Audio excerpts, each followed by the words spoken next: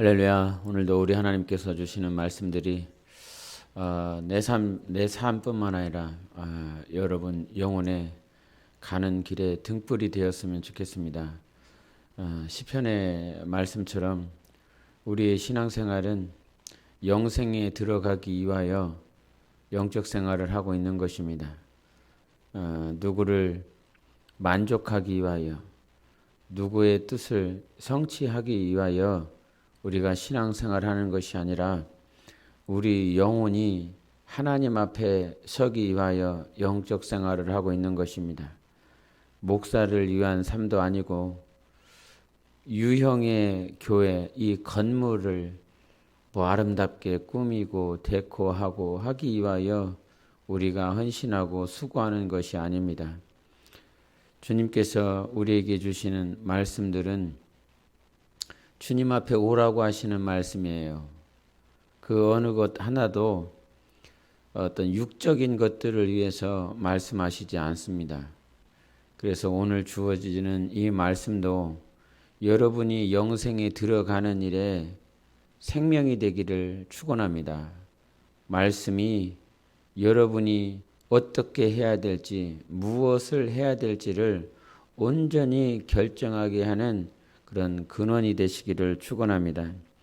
지난 사도행전 15장에서는 이 바나바와 바울이 1차 전도, 1차 선교를 하고 와서 안디옥에 보고를 함으로 마무리가 되어지고 15장에 이르러서 그런 보고를 막 하고 하나님께서 역사하시는 그런 기쁨에 충만했던 그런 교회에 초대교회 예루살렘에서 사람들을 보내어 이제 이방인도 복음을 받고 하나님의 자녀, 하나님의 백성이 되었다라고 막 간증하고 기뻐하는 그 안디옥 교회에 찬물을 싹 찌그려 버립니다.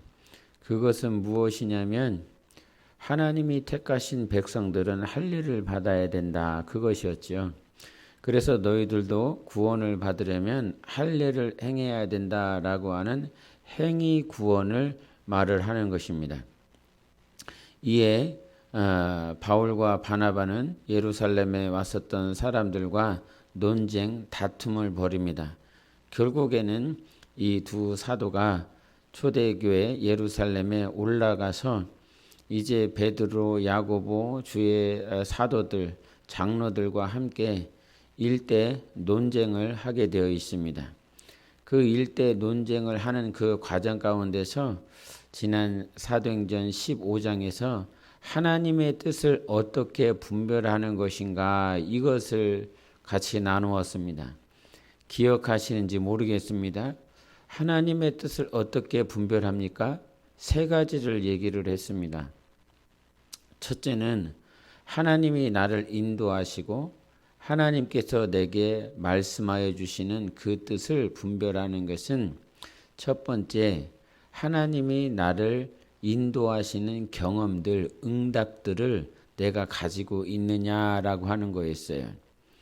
하나님의 선하신 뜻이다라고 말을 하려면 바울과 바나바가 전도를 하면서 이 안진뱅이가 일어나게 하고 능력이 나타나고 말씀을 전할 때 믿는 자들이 나타나고 하는 그러한 표적들이 이렇게 보였다 이 말이죠. 그래서 그들은 판단하게 되는 거죠. 하나님이 이 일을 기뻐하는 거다. 이방인들도 참으로 기뻐하는구나 라고 하는 표적들, 응답들을 경험했습니다. 그래서 하나님의 뜻이다 라고 하는 것은 첫 번째, 하나님께서 역사하셨느냐, 하나님께서 일하신 경험들이 있느냐 이런 것들이었고, 두 번째는 그와 같은 개인적인 경험들이 있지만 이러한 개인의 경험들이 결국은 어디 안에서 교회 안에서 사도들과 장로들이 막 모여 있습니다. 서로 견해가 다릅니다. 그 다른 견해들이 교회 안에서 상충되는 부분들을 다 절제하고 잘라내서 하나로 이렇게 만들어내는 것이죠. 그래서 하나님의 뜻이 교회 안에서 이루어지는 것입니다. 그래서 하나님의 뜻은 교회 안에서 이루어진다. 교회와 상관성을 가지고 있다라고 하는 것입니다. 그런데 이 캐톨릭에서는 이 캐톨릭 자체를 교회라고 그래요. 그래서 거룩한 공회라 이렇게 표현을 합니다. 그런데 여러분, 그 캐톨릭에서 말을 하고 있는 결정권을 누가 가지고 있냐면 교황이 가지고 있어요. 그래서 그들은 교황은 베드로의 대체자다. 그래서 베드로를 대체하는 역할을 누가 하냐면 교황이 한다. 그러면서 이 교황이 하는 말, 교황이 결정한 것, 교황이 이 캐톨릭 안에서 결정한 것들은 하나님의 뜻이다, 무오하다 이렇게 말을 해요. 교황 자체가 무오하다라고 해서 교황 무오설 이렇게 설이에요. 진짜가 아니라 설. 그래서 교황 무오설을 주장합니다. 근데 그가 하는 말들이 여기 이제 15장에서도 결정을 할 때 하나님의 표적이 있느냐 이적이 있느냐, 두 번째 교회 안에서 이루어지고 있느냐. 근데 이 교회 안에서 이루어졌었던 논쟁들과 변론들이 결국은 야고보 사도가 말씀을 가지고 오는데 그 말씀이 아모스서 9장 10절부터 12절의 말씀이었어요. 하나님은 유대인들만 아니라 이방의 예수 이름, 주의 이름을 부르는 모든 자들이 하나 되어 무너진 다윗의 장막을 세운다. 이 말씀이 있었던 것입니다. 그래서 캐톨릭에서 말을 하고 있는 이 캐톨릭 안에 있는 캐톨릭 자체도 자기들은 교회라고 얘기를 하지만 그 교회 안에서 되어졌을 때 교황 자체, 교황의 권위가 하나님의 뜻이 아니에요. 교황의 결정이 하나님의 뜻이 아니에요. 교회 안에서 이루어져야 되지만 그 교회 안에서 이루어질 때 세 번째 하나님의 뜻이다라고 하는 것은 말씀이 기준이 되어야 되는 것입니다. 할렐루야. 이것이 중요한 거예요. 그래서 이단들이나 뭐 신천지의 이만이나 정명석이나 문선명이나 그런 이단들은 무엇을 초월합니까? 말씀을 초월한다 이 말이에요. 말씀을 초월한다. 과거 다니엘 기도에 이 이상구 박사라고 하는 분이 안식일 교단에 있었다가 그 교단에서 나온 것에 대해서 얘기를 하는데 거기에는 심판교리가 있다는 거예요. 심판교리. 이제 구원을 받았느냐 안 받았느냐라고 하는 것들을 말을 할 때에 이 사람은 완전해야 된다는 거예요. 굉장히 완전해야 된다는 거예요. 그래서 그 완전하지 아니하면 구원을 받을 수 없다라고 하는 거죠. 즉 행실이나 말에 있어서 그 어떤 것도 흠이 없어야 구원을 받을 수 있다라고 얘기를 해요. 그러면서 안식일 교단에 이거를 만들었었던 화이트라고 하는 자가 무슨 얘기를 했냐면 한번 들어보세요, 여러분. 십자가에서 최종적 속죄가 이루어지지 않았기에 그 때문에 구원을 완성시키기 위하여 십자가 이후에 하늘 성소에서 예수께서 인간의 품성을 조사하여 구원의 재림 직전에 가서 구원의 자격을 결정하실 것이다. 여러분 무슨 말인지 이해하십니까? 한 번 더 들어보세요. 한 번 더. 십자가에서 최종적 속죄가 이루어지지 않았기 때문에 구원을 완성시키기 위하여 십자가 이후에 하늘 성소에서 예수께서 인간의 품성을 조사하여 구원의 재림 직전에 가서 구원의 자격을 결정할 것이다. 이 얘기를 했대요. 누가? 안식일 교단을 만들었었던 화이트라고 하는 자가. 결론적으로 무슨 얘기를 하냐면 예수 그리스도의 십자가의 그 능력이 온전치 않다는 거예요. 예수님께서 십자가에서 피 흘리셔서 그 무지하신 하나님께서 구원했다라고 하는 이 복음이 완성되어지지 않았다는 거예요. 그래서 우리는 구원받았는지 구원받지 못했는지 아직 알 수가 없다는 거예요. 여러분, 예수님께서 십자가에서 못 박히실 때에 이 하나님께서 십자가에서 흘리셔서 하신 7마디의 말씀이 있어요. 그것을 가상칠언이라 그럽니다. 가는 십자가를 말을 하고 상자는 그 위에라는 거예요. 십자가 위에서 7언 7마디의 말씀을 하셨다는 거예요. 그런데 그 가상칠언에 뭐라고 얘기를 말씀하시냐면, 주님이 십자가에 달리셔서 이제 제9시가 되어서 하나님 아버지께 나아가기 전에 주님이 하신 말씀 다 이루었다, 이렇게 얘기를 하세요. 다 이루었다. 이것은 무슨 말씀입니까? 하나님 아버지가 창세전에 인간을 향한 하나님의 뜻을 다 이루었다는 거예요. 어린 양 대신 예수 그리스도의 보혈, 그 십자가의 공로가 하나님 아버지의 뜻을 다 이루었다는 것이지요. 그래서 주 예수 그리스도를 믿는 자들에게는 구원을 허락하시는 것이에요. 사도행전 4장 12절에 이 천하 다른 인간에게 구원을 얻을 만한 이름을 주신 일이 없다. 이 말은 무슨 말입니까? 오직 예수 그리스도만이 우리에게 구원의 이름이 되신다는 거예요. 믿는 자들에게 하나님께서 구원을 주셨다라고 말씀하시는 것입니다. 그런데 이 화이트라고 하는 자는 십자가의 그 속죄가 온전하지 않기 때문에 십자가 이후에 재림하실 예수께서 오셔서 인간의 품성을 다 살펴보신다는 거예요. 재림하 다시 오셔서 인간의 품성들을 다 살펴본다는 거예요.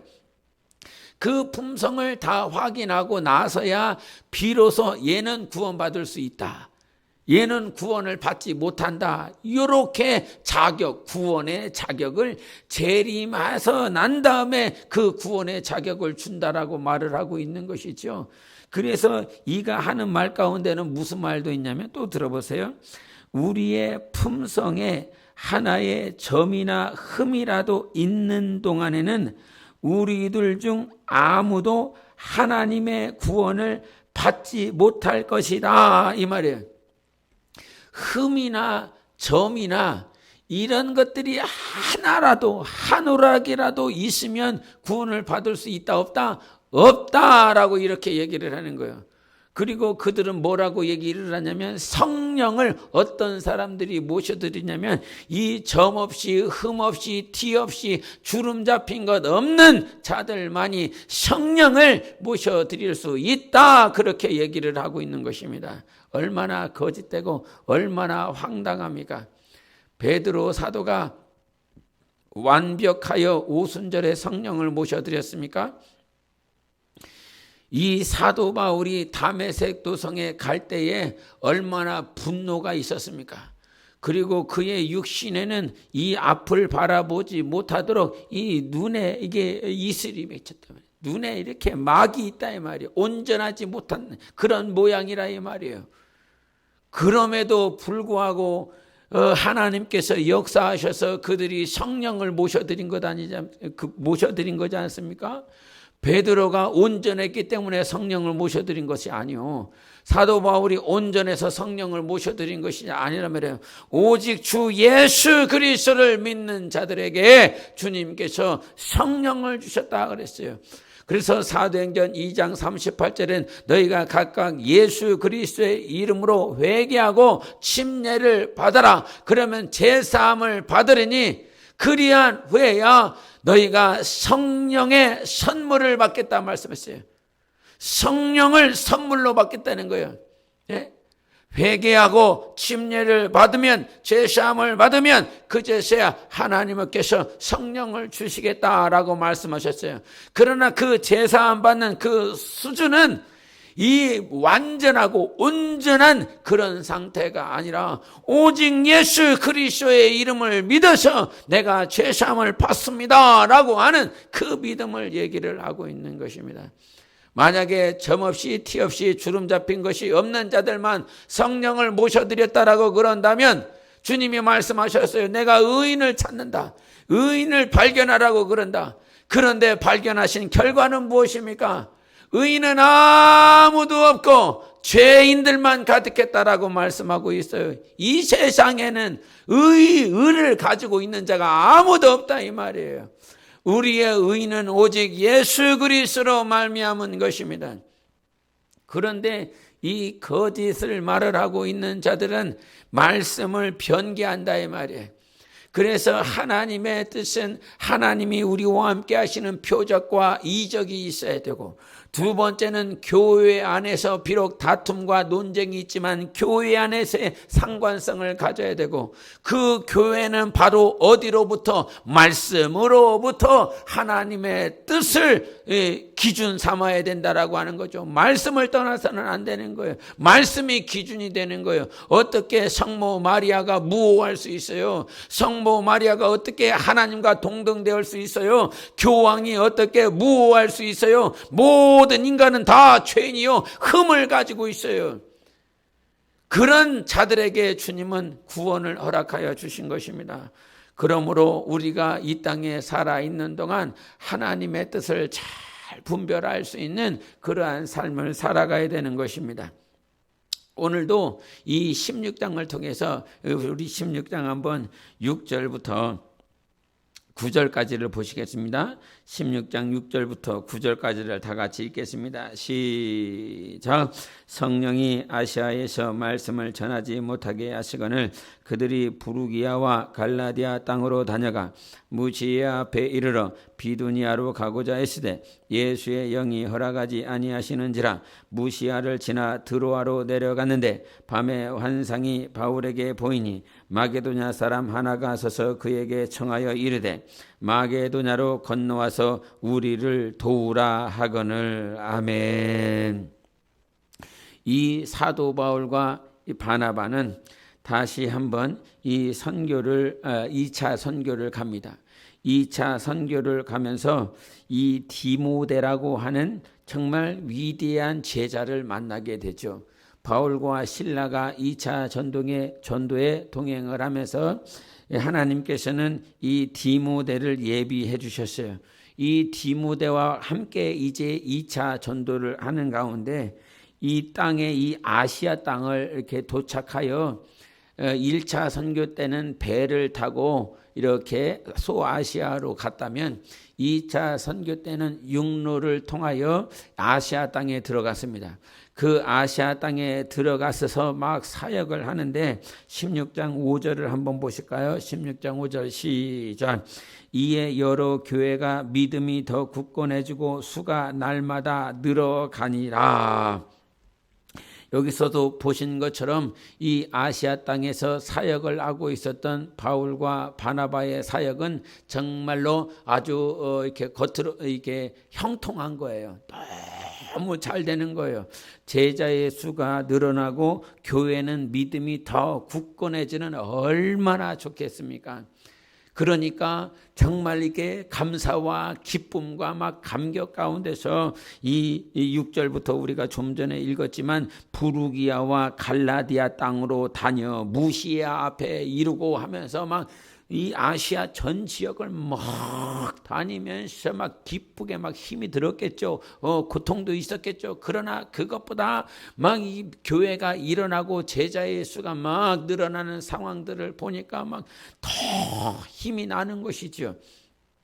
그런 힘을 다하여 아시아에서 역사가 이루어질 때 막 애를 쓴다 이 말이야. 7절에 막 애를 써.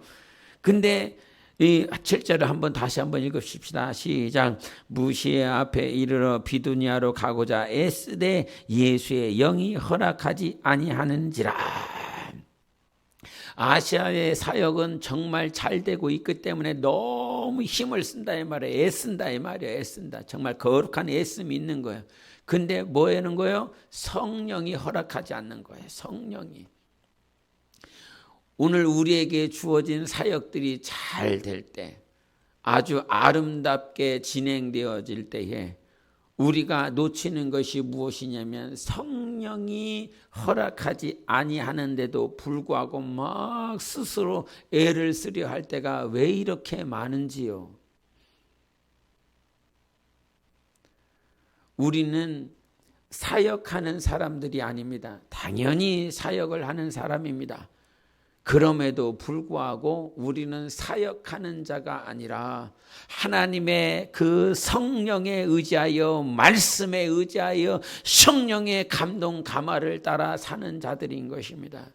그럼에도 불구하고 형통하고 잘 되는 모양이 있으면 사람들은 성령을 초월하려고 그래요. 봐라, 하나님이 역사하시지 않느냐, 하나님이 일하시지 아니하면 어떻게 이런 표적과 이적과 형통함이 있겠느냐, 그러면서 어떤 보여지는 형상, 보여지는 그런 육적인 모양을 들이들면서 하나님이 하시지 않고서는 이렇게 되어질 수가 없다라고 그러면서 하나님이 함께하고 있는 것이다 라고 그러면서 이 하나님의 역사를 그렇게 포장하려 할 때가 있어요.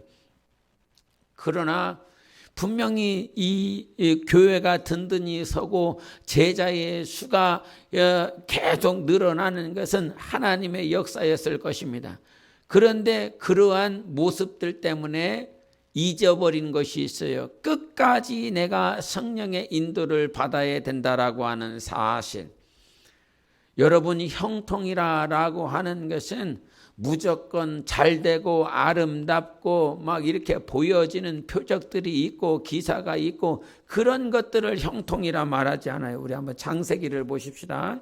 창세기 39장 우리 한번 보시겠으면 창세기 39장 2절과 23절을 보시겠습니다. 창세기 39장 2절과 3절 같이 읽어보십시다. 시작. 여호와께서 요셉과 함께 하심으로 그가 형통한 자가 되어 그의 주인 애굽 사람의 집에 있으니. 23절 시작.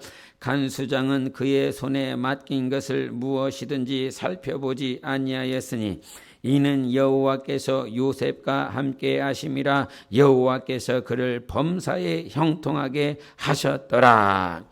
여기서 공통적으로 뭐라고 얘기를 하냐면 이 보디발이 그에게 가정 총무를 허락해 줬어요. 간수장이 그 감옥을 다스릴 수 있는 권한을 요셉에게 줬어요. 그러면서 형통이 나와요. 여러분, 그 보디발에게 팔려갔었을 때에 이 요셉은 어떤 신분입니까? 노예의 신분인 거예요. 여러분, 자녀가 형통한 것입니까? 노예가 형통한 것입니까? 감옥에서 해방받은 사람이 형통한 것입니까? 감옥에 갇혀 지내는 사람이 형통한 것입니까? 당연히 겉으로 봤을 때는 하나님의 자녀가 자녀의 권세를 가지고 있는 자가 형통한 자요. 감옥에서 해방받은 자가 형통한 자가 아니겠습니까? 당연히 그러한 자들을 형통한 자라고 표현을 해야 되지요. 그런데 여기서는 뭐라고 말씀하시냐면 노예로 팔려나가 보디발 집에 있었을 때 그때 형통했다라고 그래요. 그 간수장이 맡은 그 간수장에게로부터 위임을 받아서 감옥을 이렇게 감독하는 그 일들을 맡고 있었을 때, 감옥에 갇혀 있었을 때 그때를 형통해다라고 이렇게 얘기를 하는 거예요. 그래서 여러분, 형통의 의미는 두 가지의 의미를 가지고 있어요. 보이는 육적인 모양이 잘 될 때 그때를 형통이라 얘기를 하고, 또 주님이 원하시는 그 형통은 어디서 얘기를 하냐면 영혼이 잘 될 때, 영혼이 잘 될 때 그것을 형통이라고 말을 한다 이 말인 것이에요. 영혼이 하나님을 의지하고 있을 때 어떻게 하면 하나님의 말씀을 따라 살아갈까? 지금 앞이 보이지 않아요. 감옥과 같은 그런 상황이에요. 또 노예로 팔려 있는 그런 상황이에요. 그럼에도 불구하고 하나님을 의지하며 하나님 앞에 무릎 꿇고 하나님 앞에 더 매달리는 그때가 형통한 시점이라 이 말이에요. 우리는 그저 좋은 차 타고 좋은 집에 사는 것을 축복받은 것이라고, 봐라, 이 하나님이 나와 함께 하시지 않았다면 이와 같은 집과 이와 같은 형통과 이와 같은 표적과 이적들이 있었겠는가, 이렇게 얘기해요. 여러분, 사도행전에 보면 아담이 신전에서 섬기고 있었던 그 거짓 선지자들, 여자 선지자들 종을 통하여 막 이렇게 점을 쳐주고 그러면서 그들은 아주 형통하게 잘 먹고 잘 살았다라고 그럽니다. 점 쳐주는 것으로, 즉 귀신이 가져다주는 생각을 말을 해주고 귀신이 가져다주는 그 점을 쳐주고 난 다음에 그들은 남들보다 잘 살았다는 거예요.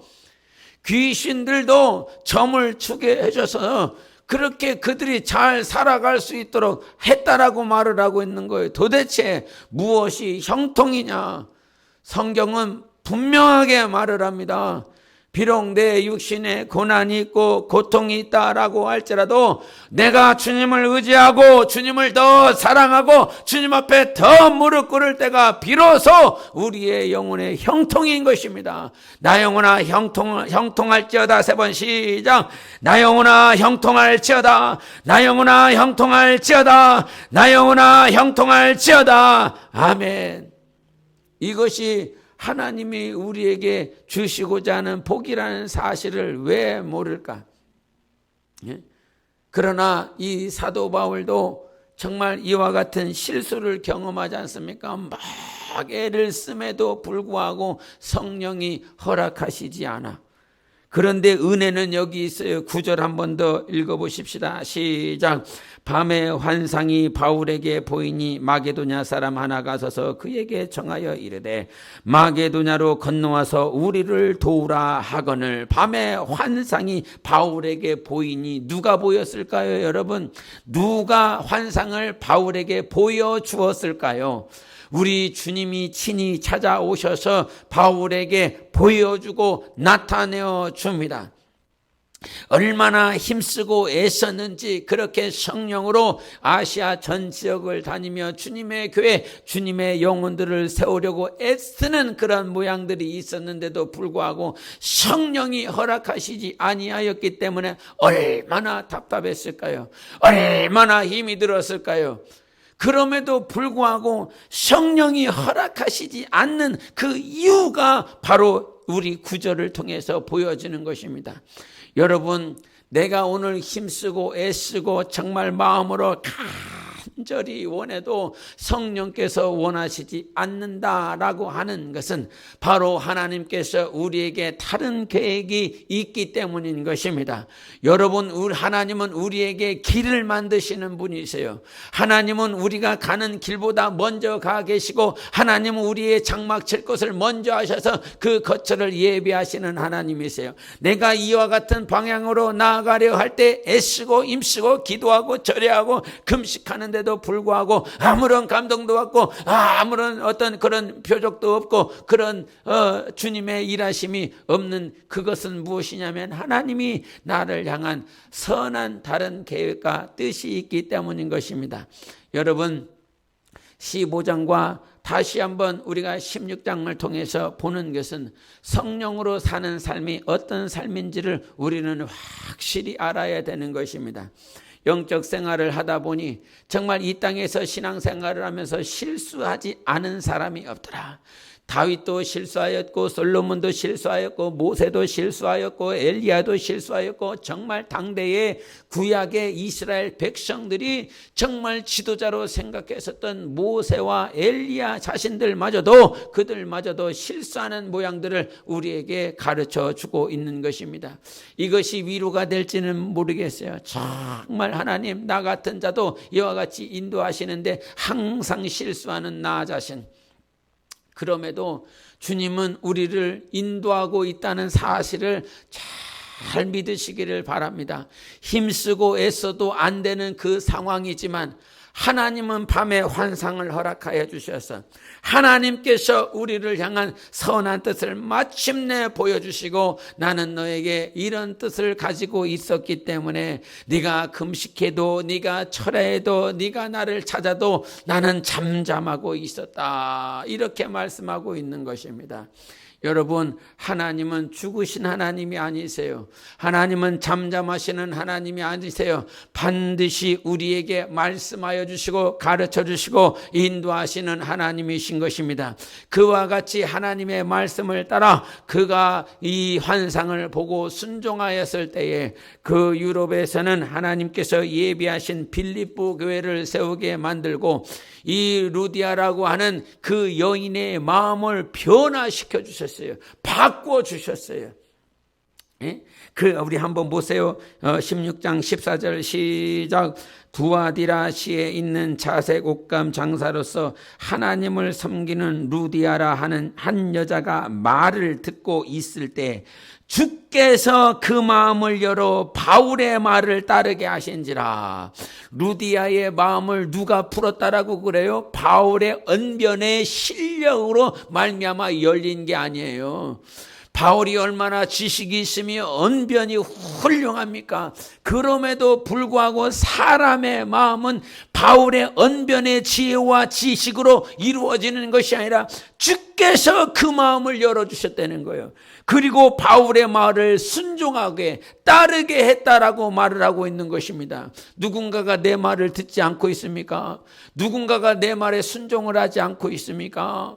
누군가가 내 말에 귀 기울이지 않고 있습니까? 그 사람을 정죄하고 비판하고 판단하고 있을 것이 아니라 나는 무릎을 꿇고 주님 저의 마음을 열어 주시옵소서.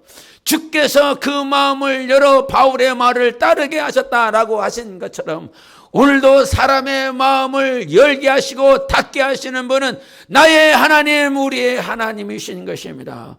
하나님을 의지하세요. 하나님 앞에 무릎 꿇으세요. 나의 기도를 들으시고 우리와 함께 하시는 하나님이신 거예요. 왜 루디아의 마음을 열어주셨습니까? 그 바울이 주님의 음성을 따라 순종하였기 때문에 그 여인의 마음을 하나님께서 열어주신 것입니다. 순종하지 아니하면서 삶이 변화되기를 원하십니까? 순종하지 아니하면서 다른 사람이 변화되기를 원하십니까? 여러분, 우리 먼저 무릎 꿇고 주님의 음성을 따라 순종하여 하나님께서 내 삶의 모든 자들의 마음을 열어주시고 내 삶 가운데 성령의 인도를 따라 살아가는 거룩한 기쁨을 누리십시오. 내가 먼저 성령의 음성을 들어야 됩니다. 힘쓰고 애쓰는 그런 노력이 있어야 되겠지만 이 위에 그리고 이 밑에 깔려야 될 것은 오직 하나님의 은혜요, 하나님이 나를 먼저 찾아주시는 은혜인 것입니다.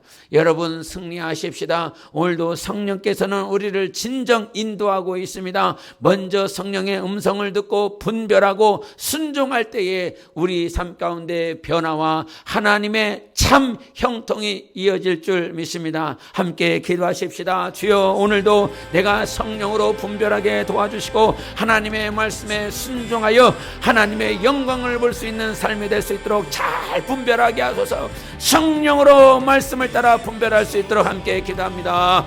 예수여,